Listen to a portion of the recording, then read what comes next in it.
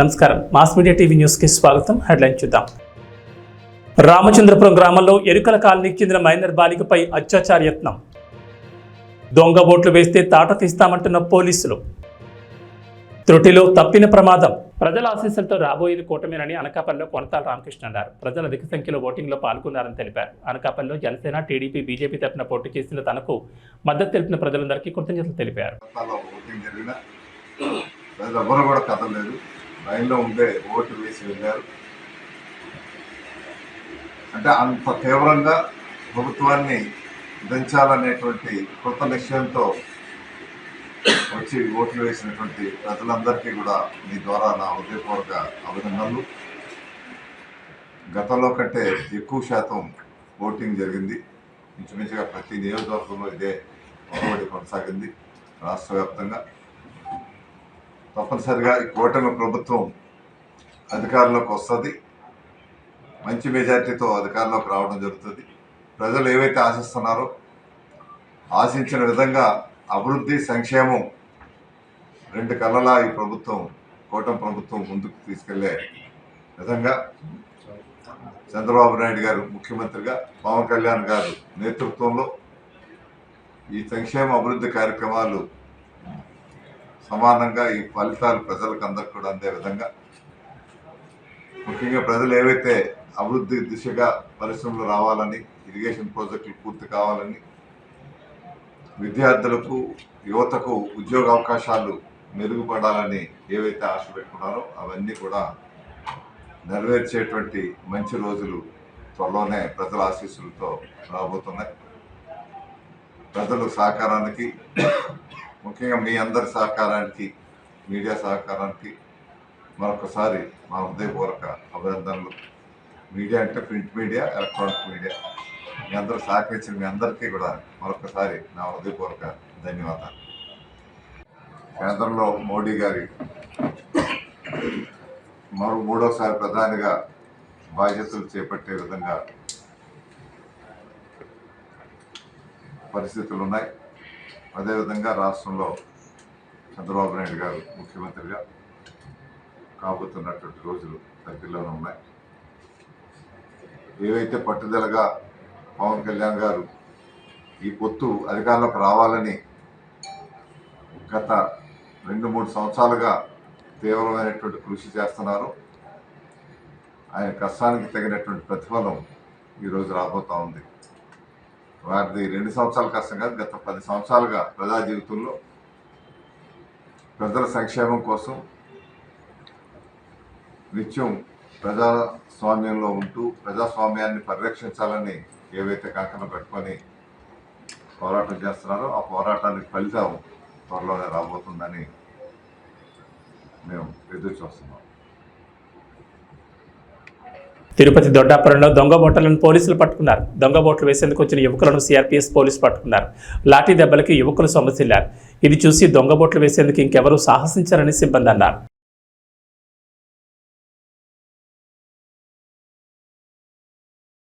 సొంతూరిపై మమకారం, ఓటు వెయ్యాలనే దృఢ సంకల్పం, పిల్లా చెల్లతో ఇంటిల్లి పాతి స్వస్థలాలకు ఇచ్చేశారు. త్రికరణ శుద్ధితో బాధ్యతలు నిర్వర్తించారు. బంధుమిత్రులతో 2-3 రోజులు సంతోషంగా గడిపారు. ఉద్యోగ విధులకు వెళ్లాలనే కొండంత ఆశతో ప్రైవేట్ ట్రావెల్స్ బస్సులో తిరుగు ప్రయాణమయ్యారు. అంతలోనే మృత్యు టిప్పర్ రూపంలో దూసుకొచ్చి బస్సు డ్రైవర్తో సహా 4 నిండి ప్రాణాలు పలుకుంది. కళ్ళు తెరిచేలోపే అగ్నికీలలకు ఆహుతైన విషాద కాదిది. గాఢ నిద్రలో ఉన్న 10ల సంఖ్యలో ప్రయాణికులను తీవ్ర గాయాల పాలు చేసింది. క్షతగాత్రుల ఆర్తనాదాలు మెన్నంటిన వేళ స్థానికులు అప్రమత్తమై 108 పోలీసులకు సమాచారం చేరవేశారు.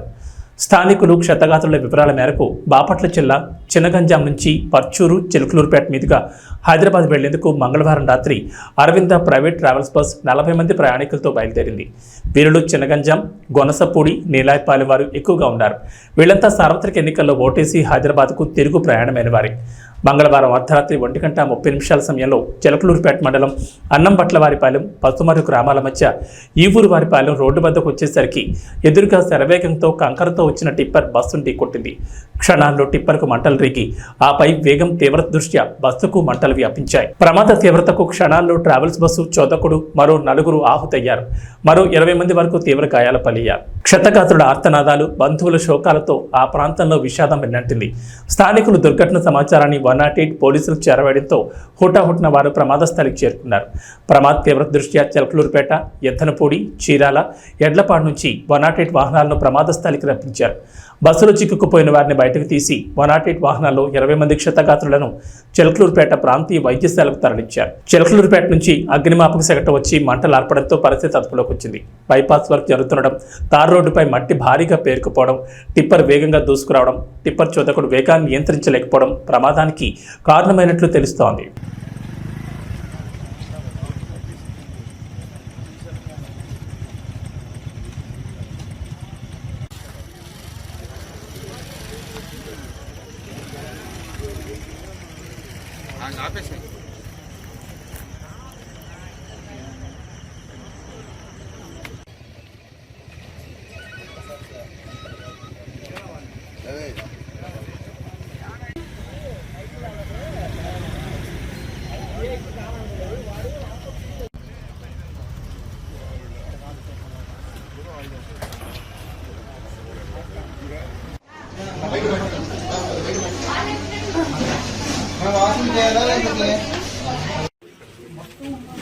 నా కొడుకు ఓట్లకు పిలిచి అమ్మకు ఏ నా కొడుకు అయితే ఏమైంది? ఏ నా కొడుకు తెలిసి డబ్బులు రావాడు అమ్మ కొత్త నిజంగా వాడు మగంలో మడ్డాడు అమ్మ చెడు కొత్త నిజంగా. ఎన్టీఆర్ జిల్లా మైలవరం నియోజకవర్గం ఇబ్రహీంపట్నం మండలం మూలపాడు నేషనల్ హైవేలో రోడ్డు ప్రమాదం జరిగింది. ఈ ప్రమాదంలో ఒకదాని వెనక మరొకటి 4 వాహనాలు ఢీకొన్నాయి. విజయవాడ నుంచి హైదరాబాద్ వైపు వేగంగా వెళ్తున్న 4 వాహనాల్లో ముందున్న వాహనదారుడు సడన్ బ్రేక్ వేయడంతో ఈ ప్రమాదం జరిగినట్లు సమాచారం అందుకున్న ఇబ్రహీంపట్నం ఎస్ఐ శ్రీనివాసరావు సంఘటనా స్థలానికి చేరుకుని వివరాలు సేకరించారు. ఈ ప్రమాదంలో ఎవరికి ఎటువంటి గాయాలు కాకపోవడంతో అందరూ ఊపిరి పీల్చుకున్నారు. ప్రమాదానికి గల కారణాలు తెలియాల్సి ఉంది.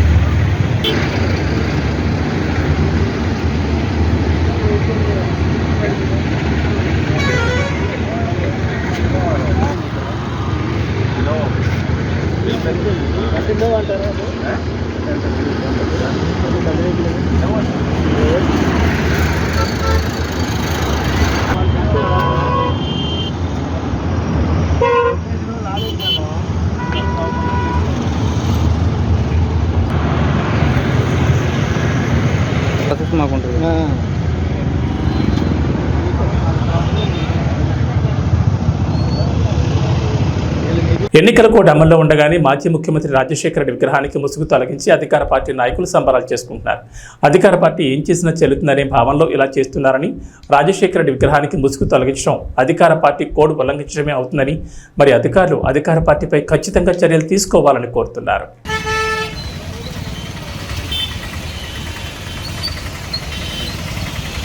ఎన్టీఆర్ జిల్లా ఏకొండూరు మండలం రామచంద్రపురం గ్రామంలో ఎరుకల కాలనీకి చెందిన మైనర్ బాలికపై అత్యాచారయత్నం చేసిన నిందితుడిని వెంటనే అరెస్ట్ చేయాలని, బాధితురాలికి వెంటనే న్యాయం చేయాలని పోలీస్ స్టేషన్ వద్దనే బైఠాయించారు. బాధితురాలి కుటుంబానికి న్యాయం జరిగేంత వరకు అండగా ఉంటానని టీడీపీ ఎమ్మెల్యే అభ్యర్థి కొలికపూడి శ్రీనివాసరావు బాధితులకు భరోసా ఇచ్చారు. అంటే 100 మంది ఒకవైపు ఉన్నారు, 10 మంది ఇంకొకటి. ఈ పాప మీద వాళ్ళు ప్రయత్నం చేశాడని వీళ్ళు చెప్పిన తర్వాత ఇప్పుడు వాడు వెళ్ళి కేసు పెట్టిన తర్వాత హాస్పిటల్లో జాయిన్ అయ్యాడు. అందులో నిజమేంటో మీకు తెలుసు. అందులో నిజమేంటో పెట్టి వాడికి రాజమర్యాదలు ఏంటండి? బొక్స్ కట్టినప్పుడు నేను జాయిన్ చేయలేదు సార్, అడ్మిట్ అయ్యాడు. సరే వాడు అడ్మిట్ అయ్యాడు, మీరు తీసారండి సార్. రేపు డిశ్చార్జ్ చేస్తానని హెడ్ గారు వెళ్ళారు. అంటే ఒక క్రైమ్ చేసిన వాడు హాస్పిటల్లో చేయిందాక మీరు చూస్తూ ఉంటారండి. అతను డిశ్చార్జ్ అయిన దాకా నేను ఇక్కడ కూర్చుంటాను. మేమందరం ఇక్కడ కూర్చుంటాం. ఆ కొట్టిన వాళ్ళ ఇళ్ళ దగ్గరే ఉన్నారు. ఇంకా కుర్రాన్ని కొట్టడానికి ఊళ్ళో తిరుగుతున్నారు. మరి వాళ్ళ మీద యాక్షన్ తీసుకుంటాం. టూత్ మొబైల్స్ వాళ్ళు చెప్పాము, అతను గొడవ లేకుండా వెళ్ళారు, తిరిగారు. అదండి ఆల్రెడీ కొట్టారు కదా, కొట్టిన వాళ్ళ మీద యాక్షన్ 11 ఏళ్ల పాపని రేప్ చేయాలని ప్రయత్నం చేసి ఆ పాప వాళ్ళ చెయ్యి కొరికి పారిపోయి ఒక రకంగా మళ్ళీ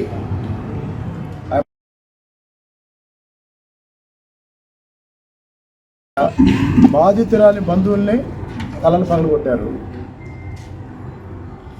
వాళ్ళ మీద కూడా యాక్షన్ లేదు.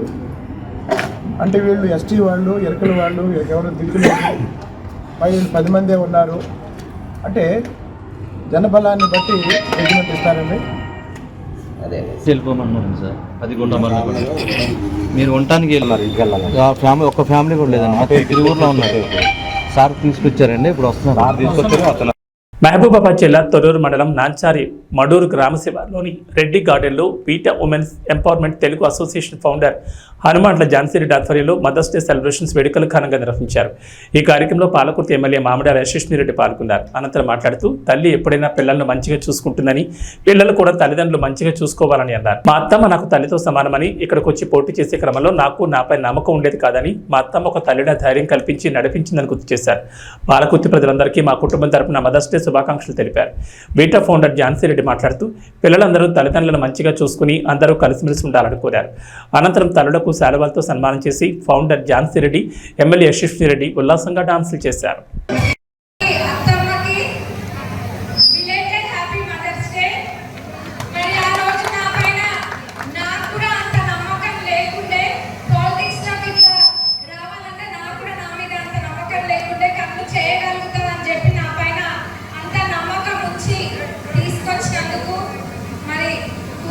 చూసుకుంటున్నందుకు అత్తమ్మకు మరొకసారి ధన్యవాదాలు తెలుపుకుంటున్నాం. తల్లికి ఎప్పుడైనా ప్రత్యేకంగా కృతజ్ఞతలైన ఇట్లాంటివి చెప్పిన అవసరం లేదు. తల్లి ఎప్పుడైనా పిల్లలని చల్లగానే చూడాలనుకుంటుంది. మరి మీరందరూ కూడా మమ్మల్ని అదే విధంగా ఆదరించి ఆ రోజు కంటతడి పెట్టుకుంటే మీ బిడ్డలు, మీ ఇంట్లో మనుషులు కంటతడి పెట్టుకున్నట్టుగా మీరు అందరూ కూడా బాధపడ్డారు. మరి మీ ప్రేమ అది మేము ఎన్ని జన్మలు ఎత్తినా కానీ అది మాకు అంత ప్రేమ దొరకదు. ఎన్ని కోట్లు పెట్టినా కానీ అంత ప్రేమ దొరకదు. మరి పాలకుర్తి ప్రజలు అందరూ మా కుటుంబం. మరి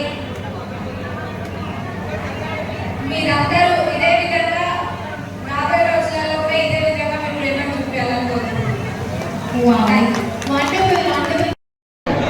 మరి ఇదే విధంగా మన పాలకుర్తి నియోజక ఆడపడుచులందరినీ ఆ దేవుడు మనందరూ కూడా ఇట్లా మంచిగా చూడాలి. మరి మన పిల్లలు కూడా మన తల్లులందరినీ కూడా మంచిగా చూడాలని కోరుకుంటూ సెలవు తీసుకున్న వేడు తరఫున పెట్టండి కొద్దిగా వాయిస్ కట్టింది.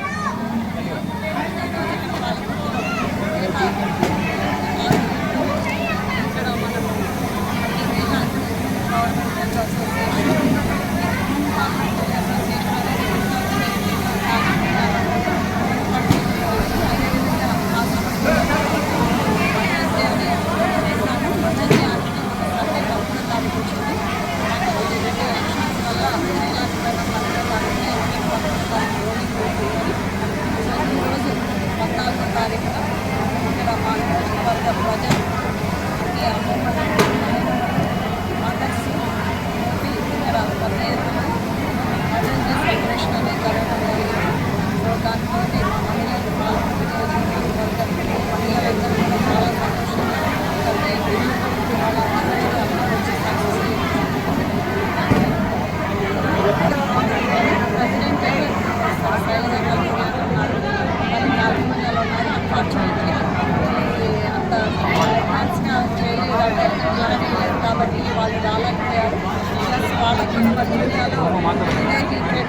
ఇక్కడ మదర్స్ డే సెలబ్రేషన్ చేసుకుంటున్నారు.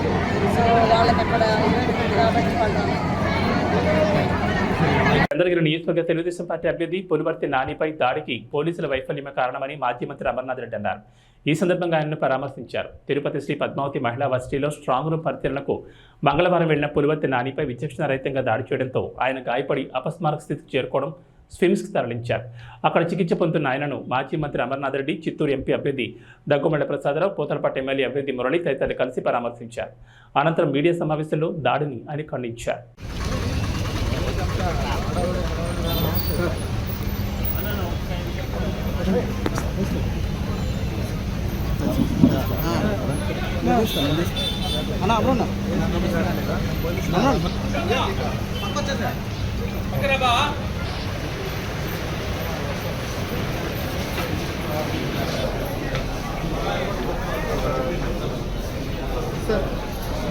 తీసుకుని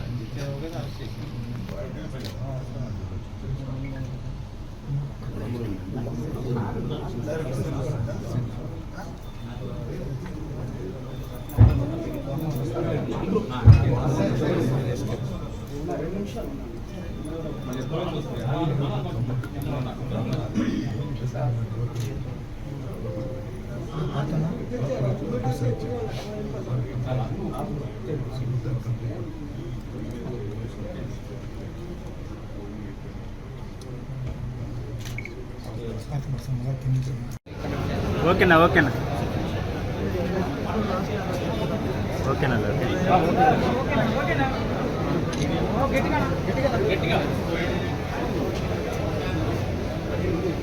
చంద్రగిరి నియోజకవర్గ తెలుగుదేశం పార్టీ అభ్యర్థి నాని గారి పైన నిన్న జరిగినటువంటి దాడిని తీవ్రంగా కూడా ఖండిస్తున్నాం. ఇది ప్రజాస్వామ్యంలో కరెక్ట్ అయినటువంటి పద్ధతి కాదు. రాష్ట్ర వ్యాప్తంగా జగన్మోహన్ రెడ్డి ప్రభుత్వానికి, ఆ నాయకులకు ఈ ఎన్నికల్లో ఓడిపోతామనేటువంటి భయం క్లియర్ కట్గా నిన్న జరిగినటువంటి సంఘటనను ఒకసారి చూస్తే మనకు అర్థమవుతుంది.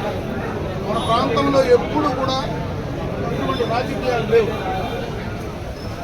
అందున ఇక్కడ ముఖ్యంగా చంద్రగిరి కానీ తిరుపతిలో కానీ ప్రశాంతంగా ఉండేటువంటి ప్రాంతం. ఇక్కడ ఫ్రాక్షన్ రాజకీయాల్లాగా తీసుకొచ్చేటువంటి పరిస్థితి ఈరోజు వైఎస్ఆర్ ప్రభుత్వం నడుస్తూ ఉంది. పోలీస్ యంత్రాంగాన్ని కూడా మేము కోరుకుంటున్నాం. ఖచ్చితంగా పోలీసు కూడా సక్రమంగా సరైనటువంటి సమయంలో స్పందించడం లేదు. నిన్న జరిగినటువంటి దాడి సందర్భంగా నాని ఇప్పుడే లోపల మాట్లాడాడు. జరిగిన విషయాలన్నీ కూడా చెప్పడం కూడా జరిగింది. పోలీసుకు ఇన్ఫార్మ్ చేసినా కూడా సక్రమంగా సరైన టైంలో వాళ్ళు అలర్ట్ కాలేదు, రాలేదు అనే క్లియర్ కట్గా ఆయన చెప్పడం జరుగుతూ ఉంది. గత ప్రభుత్వంలోనే అక్కడ ఉన్నటువంటి డిఎస్పీనో సిఐనో వేశారు. వాళ్ళు పూర్తిగా ఎన్నికలు నిష్పక్షపాతంగా జరపడంలో కానీ, అదేవిధంగా అక్కడ ఏనాటి అల్లర్లు కూడా జరగకుండా శాంతియుతంగా ఎన్నికల ప్రక్రియ అయిపోయిన తర్వాత ఈ రకమైనటువంటి పంట జరగడం అనేది నిజంగా రాష్ట్ర ప్రజలందరూ కూడా గమనిస్తూ ఉన్నారు. ఇక్కడే కాదు, నిన్న అన్ని నియోజకవర్గాల్లోనూ ఇదే రకమైనటువంటి పంట. పలమనేరు నియోజకవర్గంలో అయితే రాత్రి ఎన్నికలైన తర్వాత కొడితే ఇప్పుడు రోయ్ హాస్పిటల్లో ఇంటెన్సివ్ కేర్లో తీసుకొచ్చి పెట్టారు. అంటే ఒకటి కాదు, అన్ని నియోజకవర్గాల్లో పొంగనూరులో చూస్తే అక్కడ ఒక రకం, తిరుపతిలో చంద్రగిరిలో చూస్తే ఇక్కడ ఒక రకం, ప్రశాంతంగా ఉండే కుప్పం పలమనేరులో కూడా ఇటువంటి రాజకీయాలు తీసుకొస్తూ ఉంటే జగన్మోహన్ రెడ్డి విధానాలు ఆ యొక్క పార్టీకి సంబంధించినటువంటి నాయకులు ఏ రకమైనటువంటి ఆలోచన ధోరణి ఉందో మరి అర్థం చేసుకోవాల్సినటువంటి పరిస్థితి ఉంది. దీన్ని పూర్తిగా కూడా ఖండిస్తున్నాం. మేము మళ్ళీ కూడా పోలీసు ఎవరైతే తెలుగుదేశం పార్టీ నాయకులు ఉన్నారో వాళ్ళందరినీ తీసుకొచ్చి ముందస్తుగా బైండ్ ఓవర్ చేసి స్టేషన్లో కూర్చోబెడుతున్నారు. ఎందుకు కూర్చోబెడుతున్నారో అర్థం కావడం లేదు. అంటే ఒక భయానకమైనటువంటి వాతావరణాన్ని ఎన్నికలు అయిపోయిన తర్వాత కూడా సృష్టించేటువంటి ప్రయత్నం చేస్తూ ఉంటే ఎక్కడికి వెళ్తున్నారని అడుగుతూ ఉన్నా. ఎవరి నాయకుల్ని మీరు ఇబ్బంది పెట్టద్దండి. మేము ఎవరం కూడా ఎప్పుడూ ఎన్నికల్లో హింసకు తావు లేకుండా చేసినటువంటి సందర్భం ఉంది. ఈరోజు మా నాయకులందరినీ తీసుకెళ్ళి మీరు స్టేషన్లో పెట్టి బెదిరించే కార్యక్రమం చేస్తే ఎంత మాత్రం సబబుని అడుగుతా ఉన్నా. అదేవిధంగా ఈరోజు వైఎస్ఆర్ కాంగ్రెస్ పార్టీ నాయకులు మొత్తం కూడా దాడికి పాల్పడినటువంటి వాళ్ళు, దాన్ని వెనక ఉండేవాళ్ళు, వాళ్ళందరినీ కూడా ఇమ్మీడియట్గా అరెస్ట్ చేయండి. ఆ ఇద్దరు ముగ్గురిని తీసుకొచ్చి లోపల పెట్టడం కాదు, నిజంగా ఆ దాడికి వెనక ఎవరైతే మొత్తం చేశారో దాన్ని ఇమ్మీడియట్గా కంట్రోల్ చేస్తే కానీ ఇవన్నీ కూడా బయటకు రావు. ఒక జడ్పీటీసీ సభ్యుడు భర్త కూడా డైరెక్ట్గా ఒక ప్రజాప్రతినిధి భర్త ఒక సర్పంచ్ ఆ రకంగా ఇదే దాడిలో పాల్పంచుకొని డైరెక్ట్గా నేరుగా వచ్చి సోడా పుట్టిన బీర్ సీసాలతో వేయడం, సమిట్లు తీసుకొచ్చి కొట్టడం, మారణాయుధాలు తీసుకొచ్చి ఒక అభ్యర్థిని చంపే ప్రయత్నం చేస్తే ఎంతకంటే దారుణం ఉంటుందో. అది కూడా స్ట్రాంగ్ ముందర మహిళా యూనివర్సిటీలో పట్టణ నడిగుడ్డులో ఇటువంటి సంఘటన చేస్తే మరి ఏం మెసేజ్ ఈ ప్రాంతానికి ఇస్తున్నప్పుడు అర్థం చేసుకోవాలా. దీనికి మొత్తం కూడా యంత్రాంగం ఇమ్మీడియట్గా అప్రమత్తం కావాలా.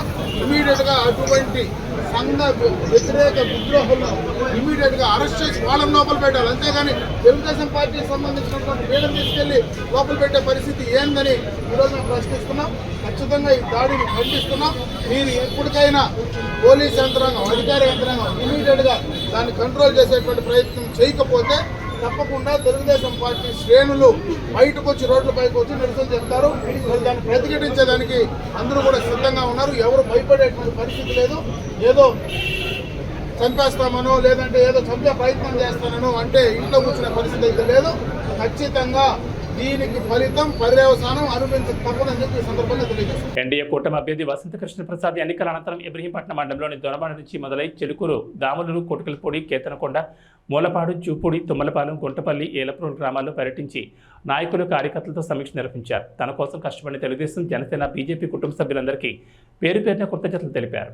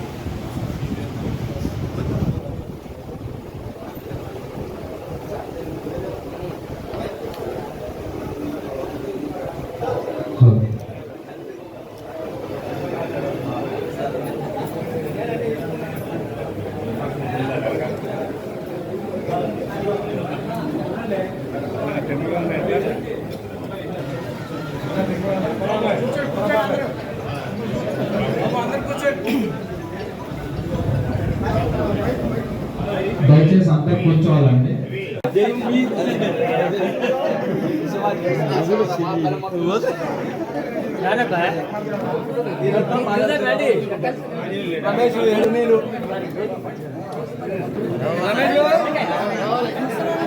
అసలు కుటుంబ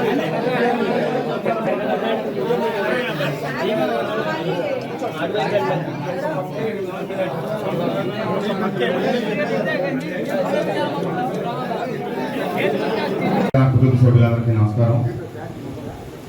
నా కోసం, పార్టీ కోసం, చంద్రబాబు నాయుడు గారి కోసం మీరు పడ్డ శ్రమ, ఎండాకాలం అని చూడకుండా మీరు తీసుకున్న శ్రమ, నాకు మీరు అందరూ అందించిన సహకారం, మీకు ధన్యవాదాలు చెప్పి వెళ్ళాలని చెప్పి రావడం జరిగింది.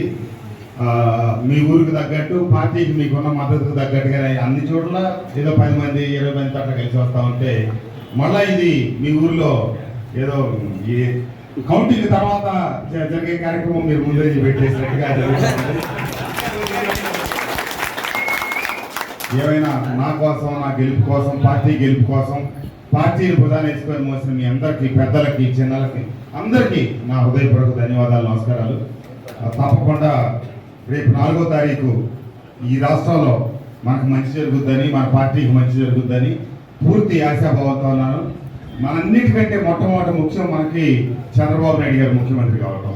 అదే ఈ రాష్ట్రానికి అత్యవసరం. అదే ఈ రాష్ట్రానికి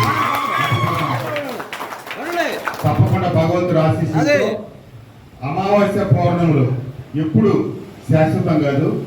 అమావాస్య గడియలు వెళ్ళిపోయింది, పౌర్ణమి గడియలు ఈ రాష్ట్రానికి మొదలైనవి అని ఆశాభావంతో మన నియోజకవర్గంలో కూడా మీ అందరి కృషి, కష్టం, భగవంతుడి దీవెనలతో మనం ఖచ్చితంగా గెలవబోతా ఉన్నాం. కాకపోతే ఈ మెజార్టీలు ఇవన్నీ నేను గడిచిన ఎన్నికల్లో కూడా ఎక్కడ నోరింపు మాట్లాడేవాడిని కాదు. ఎందుకంటే దానికి బేసిక్గా ఫండమెంటల్గా నేను ఎగరేస్తూ ఇది మెజార్టీల గురించి మాట్లాడటం, కేవలం గెలుపు అవ్వటం. ఎందుకంటే మన మెజార్టీల గురించి మాట్లాడాలంటే ప్రజలను కించపరిచినట్టు కొంతమంది భావిస్తారు. అందుకని చెప్పి నేను గౌరవప్రదంగా ఇప్పుడు ఇంతవరకు నా జన్మలో ఒక్కరోజు కూడా మెజార్టీల గురించి మాట్లాడాల. మనం భగవంతుడి దయతో, మీ అందరి ఆశీస్సులతో, కష్టంతో గెలవబోతున్నాం, గెలుస్తున్నాం. చంద్రబాబు నాయుడు గారిని ముఖ్యమంత్రిని చేసుకోవడానికి ఈ నియోజకవర్గం కూడా జైగొట్టబోతా ఉందని చెప్పి ఆశిస్తూ, ఆకాంక్షిస్తూ మీ అందరికీ నా మరీ కృతజ్ఞతలు, ధన్యవాదాలు. నమస్తే. ఇవి బులెటిన్ విశేషాలు. నమస్కారం.